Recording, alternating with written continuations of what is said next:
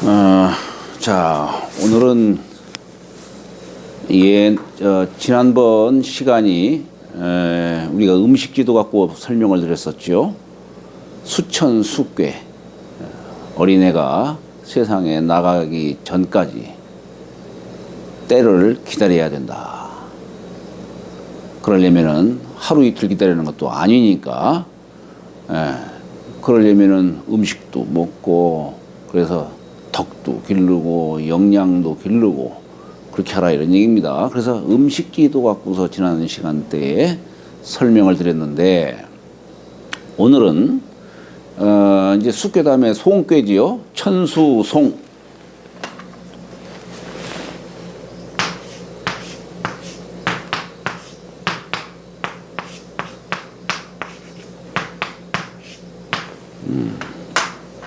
이 송괴 갖고 오늘은 말씀드리려고 합니다. 이 송이라는 것은 송사한다는 뜻이죠. 송사한다는 뜻이에요. 너와 내가 서로 마음이 안 맞고 또 자꾸 어긋나고 그러다 보니까 이제 송사가 생기는 겁니다. 우리가 이제 송사라고 하는 것이 폭넓게로 말하자면 너와 나 사이에 서로 어긋나는 뜻만 갖고 말씀드리는 게 아닙니다. 사람이 맨 처음에 하늘에서 태어났을 적에는 하늘의 명을, 천명을 그대로 받지요. 우리 저 중용책에 보면은 그런 말 있지 않습니까? 천명지 우의 성이요, 솔성지 우의 도다 이런 얘기예요. 그러니까 하늘이 명한 것을 우리가 본성, 성이라고 하는데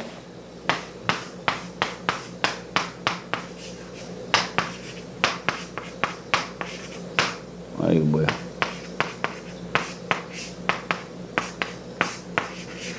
네. 천명을 성이라 한다 이런 얘기예요. 성. 사람의 본성은 하늘로부터 받은 거기 때문에 그래서 이 본성은 그야말로 선함 그 자체지요. 그러니까 그저 처음에 사람이 태어났을 적에는 그저 순수하지요. 순진무구하지요.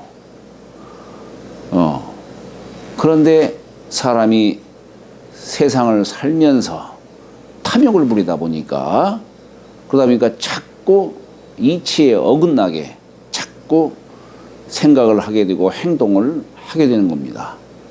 크게 어긋나는 거예요.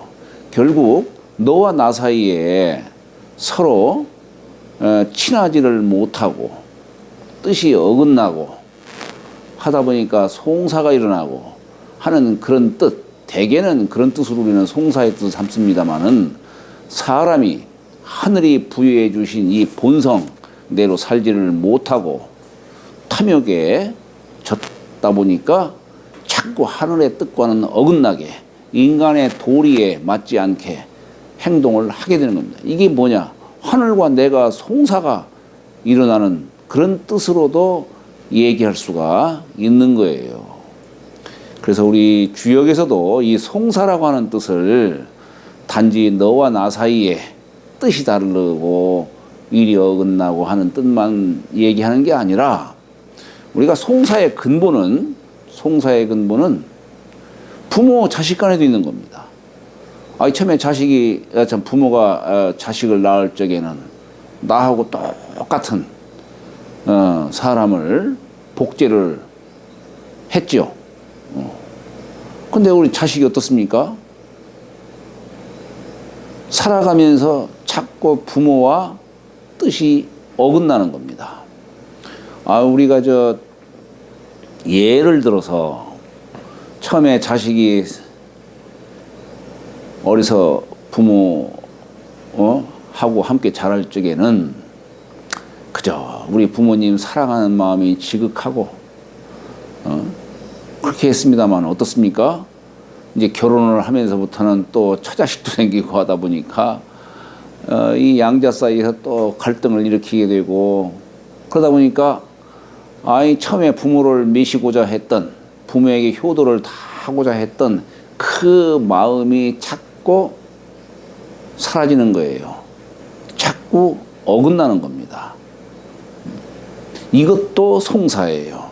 그러니까 우리 일상생활 속에서 모든 걸 다 이게 송사로서 얘기할 수가 있는 겁니다. 사람이 1000명 그대로 살 수만 있다면 얼마나 좋겠어요.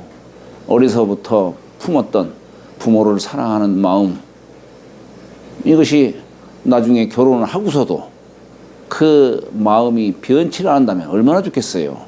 근데 그렇게 하기가 참 어렵다고 해야 되나 어떻다고 해야 되나 이건 잘 모르겠습니다만은 여하튼 초심을 평생을 그대로 유지한다는 것이 쉽지가 않죠. 이 모든 것들을 다 송사의 뜻으로 우리가 얘기할 수가 있는 겁니다. 여기 괴상을 볼까요?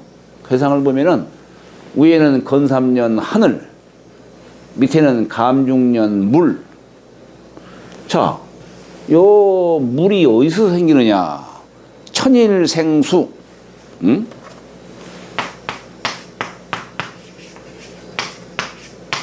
예. 우리가 하늘에서 맨 처음에 물이 생기는 겁니다.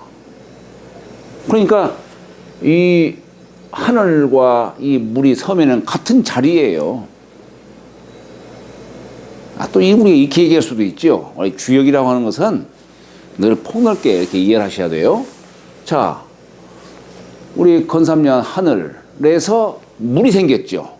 그러면은 아하, 하늘은 아버지요, 부모요. 물은 자식이로구나. 처음에 생길 당시에는 하늘, 거기에 생겼는데, 하늘에서 생겼는데, 이게 이제 비가 돼가지고 땅에 떨어지고, 그리고 어떻습니까? 또 계속 아래로 계속 흘러가는 거예요. 하늘은 여여한데 그대로인데, 이 물은 자꾸 어긋나고 자꾸 사이가 멀어지고 하는 겁니다. 그래서 공자께서도 저기 잡귀전에 가면 송은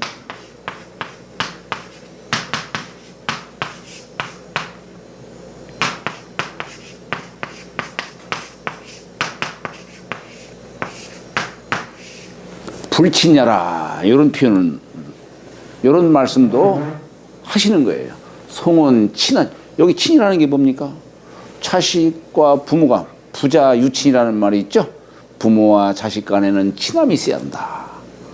근데 바로 요 친할 친자를 갖고서 우리 친자가 뭐냐면 설립자에다가 나무목자에다가 볼견자 쓴 거예요. 네. 여기 임목 이건 뭐냐? 우리 시절로 말한다면은 입춘지절을 우리는 임목지절이다 이렇게도 표현하는 겁니다. 우리가 입춘 때는 어때요? 초목이 이제 갓 태어나는 자리죠. 예. 그걸 보는 거예요. 볼견자 쓴 거예요. 이게 뭐냐? 처음에 자식이 태어났을 적에는 부모 슬하, 무릎 쓸자, 아래 하자. 부모 무릎 아래에서 기어다니고, 부모가 보살피는 그런 시절이죠. 그러니까 부모가 참 염려가 되니까 가까이 가서 보는 거예요. 가까이 가서 본다 는 얘기예요. 품 안에 안고, 예. 그걸 친이라고 하는 글자로 하는 거예요. 그런데 갈수록 자꾸 사이가 벌어지는 겁니다.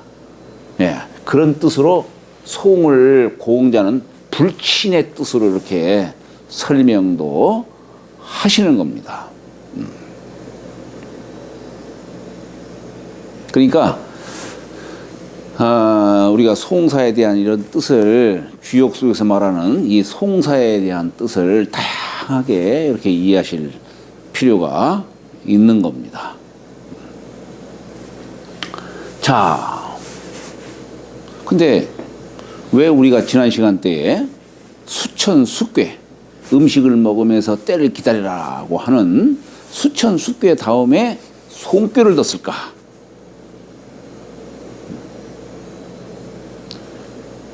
지난 시간 때 제가 말씀을 드렸을 적에 음식지 도라는 글자를 붙였다겠죠.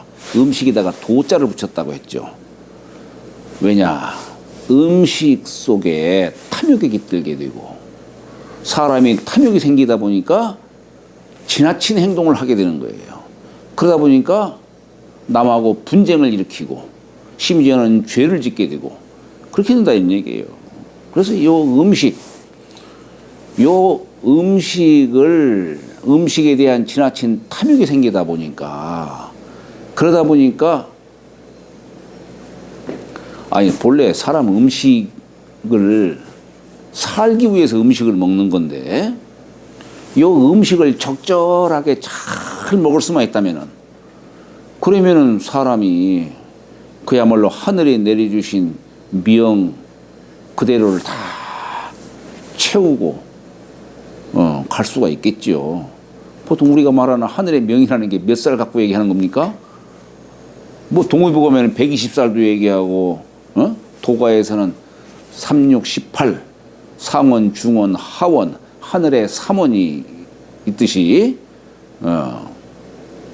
인간의 수명도 3원으로 얘기를 할 수가 있는 거예요. 그래서 180살까지 이렇게 살 수가 있는데 결국 그렇게 살지는 못하는 이유가 원인이 뭐냐? 지나친 탐욕 때문에 음식에 대한 지나친 욕심 때문에 그러다 보니 과하게 먹게 되고 과하게 먹다 보니까 병이 생기고 요절을 하게 되는 겁니다. 그래서 음식에다가 도자를 붙인 그 참 깊은 뜻이 담겨 있다는 것을 아셔야 되는 거예요. 자, 하여튼 이 사람의 이 욕심을 낼 수 있는 곳으로서는 음식보다 더한 게 없다 보니까 그래서 우리 주역에서도 음식에 대한 수천 숙궤 다음에 이 소음궤를 둔 겁니다. 결국 사람이 너와 내가 다투는 거기 근본 목적은 뭡니까? 뭔가 이익을 추구하는 거예요. 이익. 상대방과 나 사이에 요 이가 여기 그 사이에 끼어 있다 보니까 요 이 때문에 서로 간의 이익을 다투려고 하다 보니까 송사가 일어나는 거예요. 근데 그 요 이에 대한 근본은 또 그 속에는 결국 뭐가 있느냐? 결국 음식이 있는 겁니다. 결국 먹자는 것 때문에 그것 때문에 뭐 겉으로는 뭐 대의 명분이니 뭐니 이런저런 얘기를 하지만은 결국에는 그 음식에 대한 조금 더 많이 내가 차지하려고 하는 탐욕으로 인해서 그래서 송사가 생기는 겁니다. 예. 그러니까 우리 이게 참 이 주역이라고 하는 것도 결국에는 인간사를 벗어나는 게 아니에요.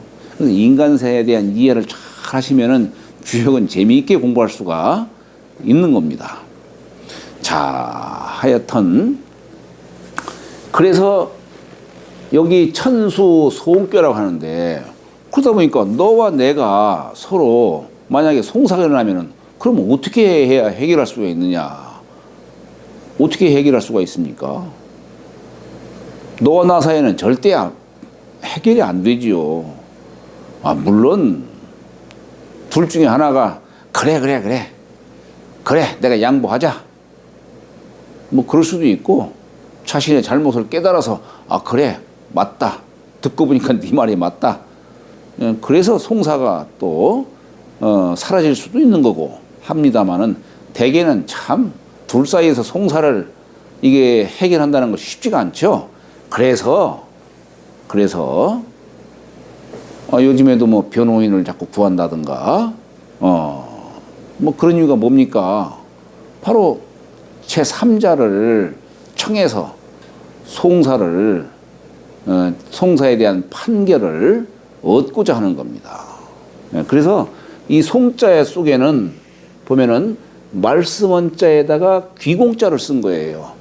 말씀 원자에 귀공자. 자, 이게 무슨 얘기냐? 송사를 하려면은 뭐가 중요합니까? 말이 중요하죠. 말이 중요해요. 말을 함부로 해서는 안 되는 겁니다.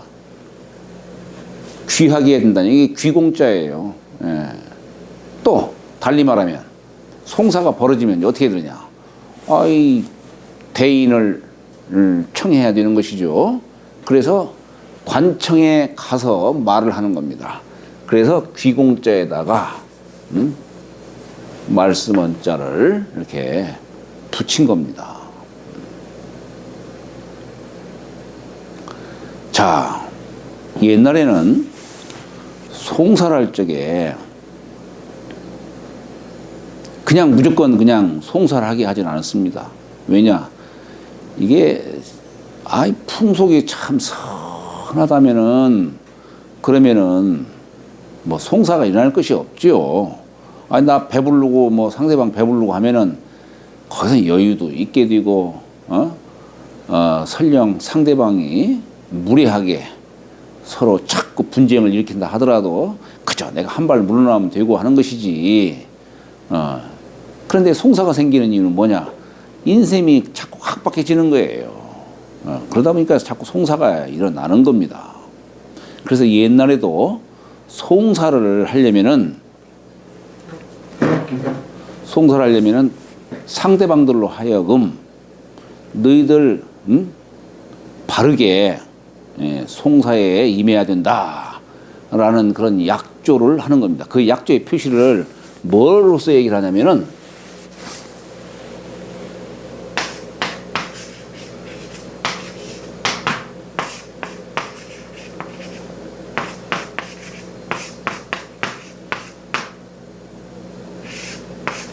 균금 속시, 이 말이 참 어렵지만은 이게 바로 이제 금시법이라고 하는 건데, 금시법. 쇠라는 게 어떻습니까? 강하지요. 쇠는. 화살은요 곧지요. 그러니까 쇠라는 것은 강한 속성이 있구나. 화살은 곧지요. 곧은 승질을 갖고 있구나. 그러니까 옛날에는 상대방들로 하여금, 여기 이제 주나라 예법, 주나라 시절의 그 예법에 그런 게 있어요. 상대방들로 하여금 여기 균자가 이게 30근 균자입니다. 30근. 30근 균자예요. 그러니까 30근 되는 쇠 한 뭉치와 그다음에 묶은 화살 한 묶음을 가져오게 하는 겁니다. 그 얘기는 뭡니까? 둘 다 너희들 다 강직하게, 거짓하지 말고 강직한 마음으로 이 송사에 임하라, 이런 얘기예요. 그래서 이걸 갖다가 판결하는 자는 이제 우리가 청송관이다라는 그런 표현을 써요. 송사를 듣는 사람을 청송이라는 말을 씁니다.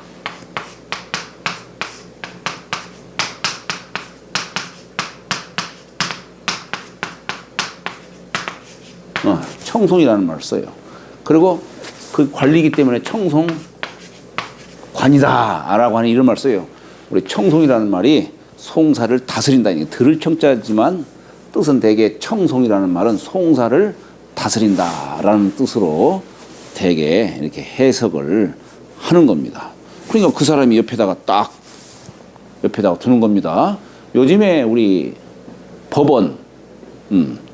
법원에서 거기 상징물로 이렇게 동상을 세운 게 뭡니까? 어떤 자유의 여신이라네. 정의의 여신이라고 해서 아마 그게 저스티스, 어떤 정의를 상징하는 그 어떤 그리스 신화에 나오는 아마 그 여신을 정의의 여신으로서 상징 삼아가지고 아마 그 동상을 이렇게 세운 것 같은데, 그 여신 상을 보면은 한 손에는 저울대를 들고 있고, 저울 양쪽으로 이렇게 균형을, 무게를 재는 저울을 들고 있고, 한쪽에는 본래는 창을 들고 있는데 우리나라 그 법원에는 이제 서양의 어떤 그런 어떤 상징적인 면을 조금 수정해서, 여성은 여성이에요. 남성의 상으로 어떻게 하지 않고 여성으로서 이렇게 그 상을 삼았죠. 그리고 한 손에는 저울을 들고 한 손에는 서양에서는 칼을 들고 이렇게 했지만은 우리 법원에서는 어떻습니까? 책을 법전을 들고 있는 거예요. 법전을 들고. 그리고 거기 앉아 있는 자리를 보면은 무궁화로 이렇게 장식을 이렇게 했죠. 그래서 이 법 판결하고 법하고 어떤 그런 관련된 의미로 이 저울대를 딱 넣는데 잘 이쪽과 저쪽, 그러니까 원고와 피고 간의 어떤 그 관계를 갖다가 동등하게 놓고자 하는 그런 뜻을 담고 있는 겁니다. 그런데 그 참 요즘에는 참 이 법에 대한 어떤 그런 사회적 어떤 신인도라 할까 그런 것들이 났다 보니까 이게 무슨 뭐 고무줄 판결이냐 뭐냐 뭐 이런 식으로까지 이 얘기도 하고 뭐 유전 무죄니 무슨 뭐 무전 유죄니 뭐 이런 표현도 하고 뭐 완전 뭐 불만도 많지요. 저도 예전에 한번 신문에다가 그때 한번 무슨 뭐 참 부러진 화살이라고 하는 한번 그때 한번 그런 불미스러운 그런 어떤 사건이 있었을 때 제가 부러진 화살이라고 해가지고 이런 걸 갖고서 제가 한번 글을 한번 기고한 적이 있었습니다. 신문에 그런 적이 있었는데 옛날에는 우리 동양에서는 바로 이렇게 저울대로서 놓고서 판결하는 게 아니고 이렇게 30근이 되는 그 쇠와 묶은 화살을 갖다가 옆에다 딱 놓고서, 그러니까 이게 뭐냐면 근데 강직하게 임하겠다라고 하는 그런 뜻을 담고 있는 거예요. 상대방들도 이걸 가져오게 한 거니까 상대방들도 너희들 강직하게 임하라, 거짓 없이 하라, 이런 얘기입니다. 이게 그냥 해놓은 게 아니에요. 왜 30근을 갖고서 30근에 되는 쇠뭉치를 가져오게 했느냐. 옛날에 이게 어떤 그 무게단위를 얘기할 적에 요 한 근, 여기 근이라는 게 이게 날근자죠. 한 근은 몇 냥이냐면 한 근은 16냥이에요. 그러면 한 냥은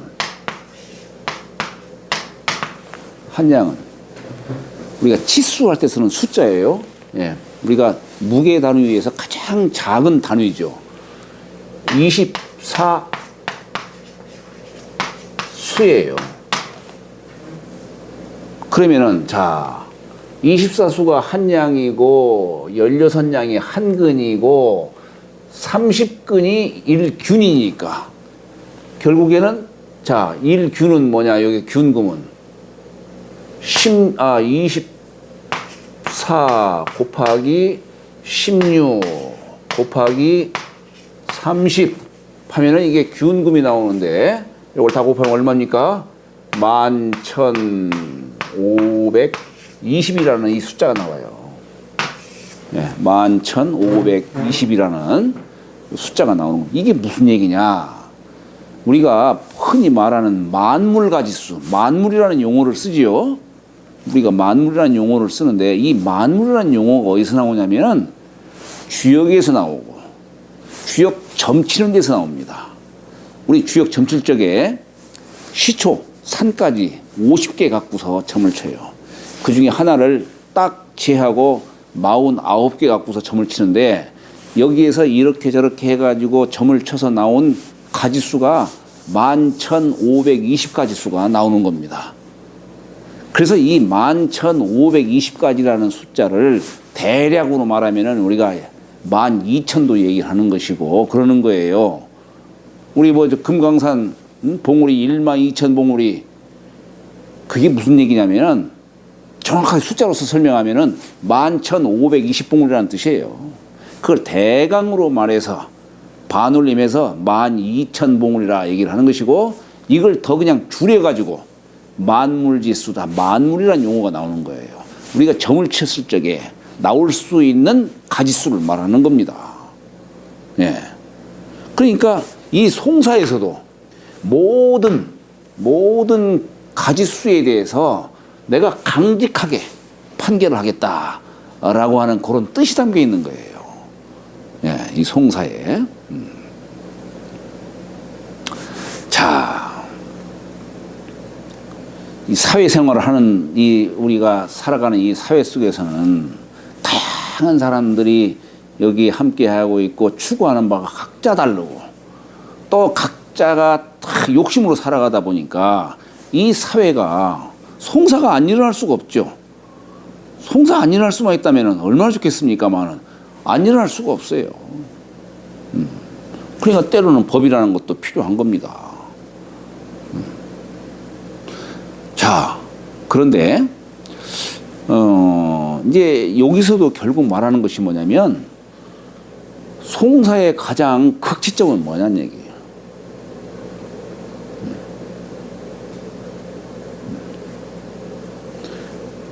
예전에 논어에 보면은 논어 안연편에 보면은 그런 얘기가 있어요.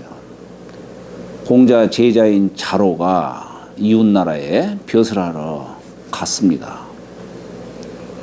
그래서 공자하고 몇몇 이제 그 제자들이 아이고 우리 자로가 얼마나 정치를 잘하는지 한번 가서 구경해보자. 한번 가봤어요. 가봤더니 아주 그냥 판결을 잘 하는 겁니다. 어떤 송사건에 대해서 묵히지도 않고 판결을 잘 하는 거예요. 그래가지고 명성이 자자한 겁니다. 그냥 공자가 참 칭찬하는 거예요. 야, 그래, 유는 참 정치를 잘하는구나. 그러니까 옆에 있던 한 제자 한 분이 선생님께서 만약에 판결하신다면 어떻게 하시겠습니까? 하고서 이제 참 곤란한 질문을 하시는 거예요. 그러니까 공자가 거기서 말씀하시기를 청송이 오유인여나 필야 사무송행저 이런 말씀을 하셨어요. 요건 이제 우리 대학에도 보면은 그런 얘기가 나옵니다. 청송이 오유인여나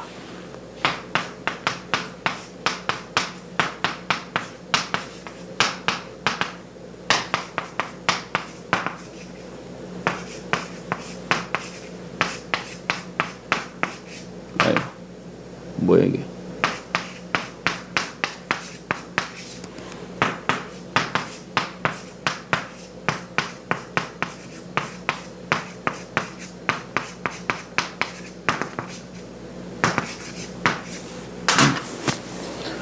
송사를 듣는 것이, 송사를 다스리는 것이 내가 남들과 다를 바 없다니까 같다 이거예요.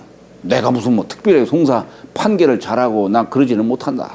그러나 나에게 원이 있다면 반드시 하여금 사자지요 무송 송사를 없게 하고 싶다 이런 얘기예요. 송사를 없게 하고 싶다. 이 얘기는 결국 뭐냐면 이 어떤 정치의 극치점을 얘기하는 겁니다. 태평성세를 구가해서 거기에 살아가는 사람들이 모두가 다 행복했을 때 거기서 송사가 일어날 까닭이 없겠죠. 어느 한쪽은 여유가 있고 어느 한쪽은 여유가 없을 적에 집단 간에 막 분쟁을 일으키기도 하고 뭐 그러는 것이지. 그러나 모두가 다 만족하게 살아갈 수 있다면은 말하자면 풍속이 아름답다면은 그러면 거기서 송사가 일어날 수가 없겠죠. 또 윗사람이 정치를 잘하면은 감히 아랫사람들이 감히 송사를 일으킬 엄두를 내지를 못하겠죠. 네. 뭐 송사라는 게 뭡니까? 둘 중에 한 명은 분명히 물론 둘 다 착각할 수도 있겠지만은 둘 중에 한 사람은 분명히 뭔가 잘못된 생각을 하고 있는 거예요. 알면서도 끝까지 이건 내가 끝까지 밀어붙이면은 내가 이길 승산이 있겠다 이런 생각을 하니까 송사를 하는 거예요. 네. 그것은 뭡니까? 그러나 내가 송사를 하고 싶어도 윗사람이 법을 엄정히 해서 판결을 정확하게만 한다면은 한 사람은 감히 송사를 일으킬 생각을 못 하겠죠. 지금 우리 사회에 난무하고 있는 이런 막 갖가지 송사건들. 크게로는 지금 뭐 집단과 집단 사이에 큰 송사가 일어나지 않습니까? 왜 그러겠어요? 끝까지 밀어붙이면은 뭔가 이길 수 있다라는 판결하는 거예요. 자기가 잘못된다는 걸 뻔히 알면서도.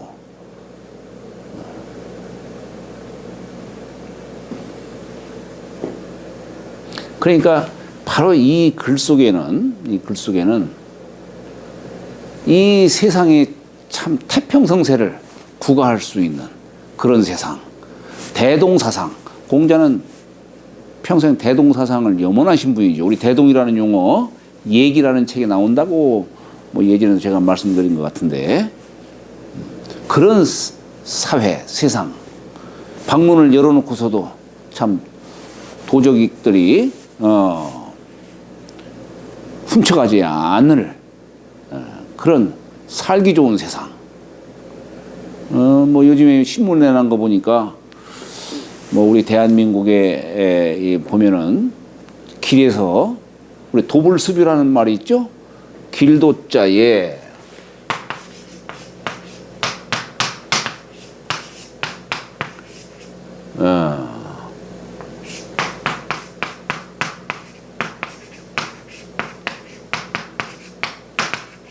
네.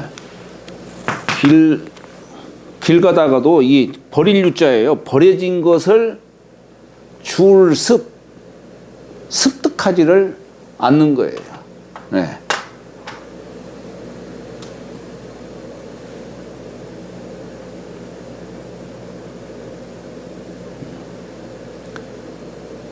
그래서 뭐 대한민국을 사람들을 갖다가 극찬하는 그런 TV에서 그런 모습 한번 방영하는 걸 내가 언뜻 본 적도 있습니다만, 그러나 이제 그런 경우하고는 좀 다르지요.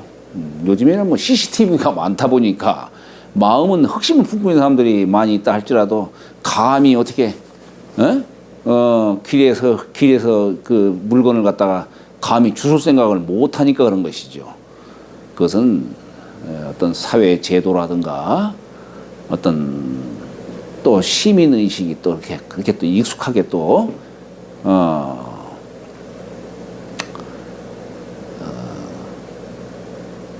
이제 참 이게 만약에 죽게 되면 더 큰 죄를 받는다라고 하는 어떤 그런 속에서 감히 죽을 생각을 못하는 것이지, 정말로 순수하게 이건 내가 죽어서는 안 되지라는 이런 마음을 갖고서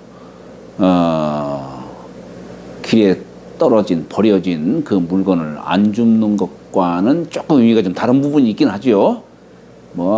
그것도 결국 사회 제도라든가 어떤 관습이라든가 이런 것도 물론 중요하긴 합니다만은, 내가 너무 부정적으로 말씀을 드린 것 같은데, 하여튼 그건 그렇고, 결국에는 이렇게 송사를 없이 할 수 있는, 만약에 세상에 송사가 없어진, 송사를 없이 할 수만 있다면 얼마나 살기 좋은 세상이 되겠느냐. 공자는 그런 세상을 염원하신 거예요. 그러려면은 정치하는 당사자가 바르게 해야 된다. 그걸 얘기하는 겁니다. 예전에 우리 문왕이 우리 주역책을 저술하신 분이 문왕이시죠. 문왕이 1000명을 언제 받았느냐. 물론 주나라 세운 사람은 문왕의 아드님이 세웠습니다만은, 그러나 우리가 역사 속에서는 주나라의 그 시점을, 발흥한 시점을 문왕으로부터 잡습니다. 문왕이 1000명을 받았다, 이런 얘기예요. 이게 그 받게 된 말을 사기라든가 이런 책에서는 설명을 하는데, 그때 당시에 우나라와 예나라 간에 영토 분쟁이 있었던 거예요. 우나라와 예나라.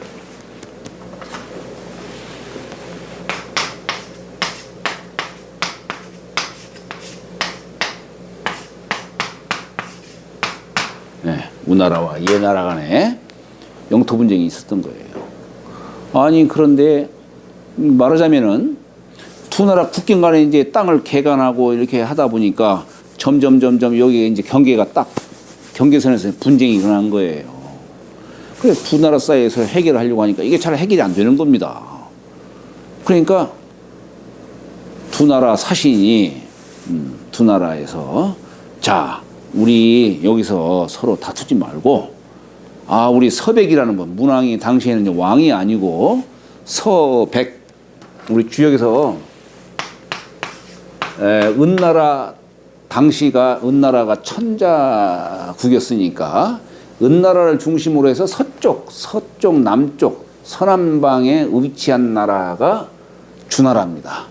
거기에 제후였기 때문에 서백이라는 말을 써요. 왕이라는 칭호는 나중에 뒤에 가서 우리가 문왕이라고 하는 칭호는 시호입니다. 시호로서 이렇게 얘기한 것이고 당시에는 서백이었죠. 그러니까 우나라와 예나라 간의 두 사신이 우리 서백이 판결을 잘 한다고 하니까 우리가 그분한테 가서 우리 분쟁을 해결하자 하고 간 거예요. 그래서 두 나라 사신이 이제 국경을 넘어서 요 주나라로 이제 들어가는 겁니다. 이렇게 가면서 이렇게 보니까 밭 가는 자들이 거기 경계를 딱 맞닥뜨리는 그곳에서 서로 양보를 하더라는 얘기예요. 예. 경자, 개, 예?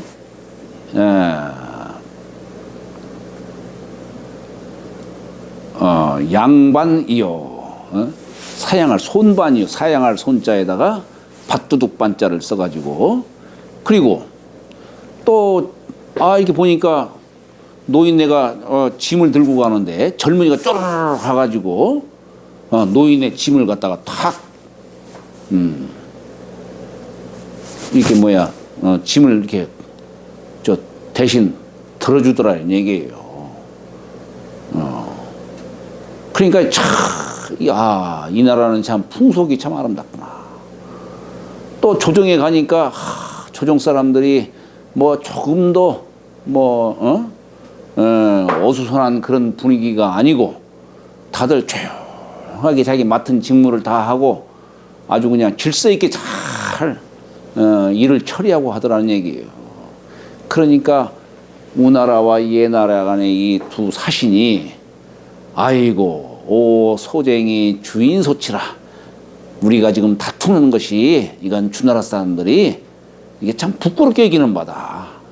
우리 괜스레 얘기해봤자 이거 부끄러움만 당하고 하니까 이거 우리끼리 가서 해결합시다 라고 했다는 거예요. 자, 그러니까 이 소문이 쫙 퍼진 거예요. 그래서 천하의 모든 제후국들이 이 참 저 서백의 저 덕이 저렇게 세상에 참 저렇게 많은 영향을 저렇게 미치고 있구나. 그래서 문왕이라는 그런 칭호를 부여받게 되고 천명을 받은 그 해를 바로 요 시점으로서 잡은 겁니다. 우리 주역에서도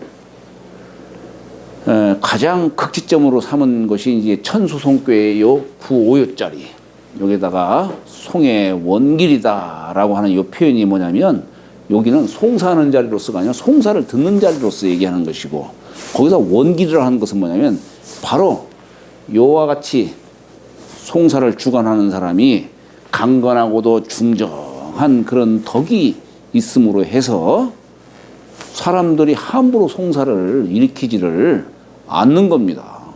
네. 그래서 세상이 풍속이 아름다워지고 이렇게 할 수 있었던 바입니다.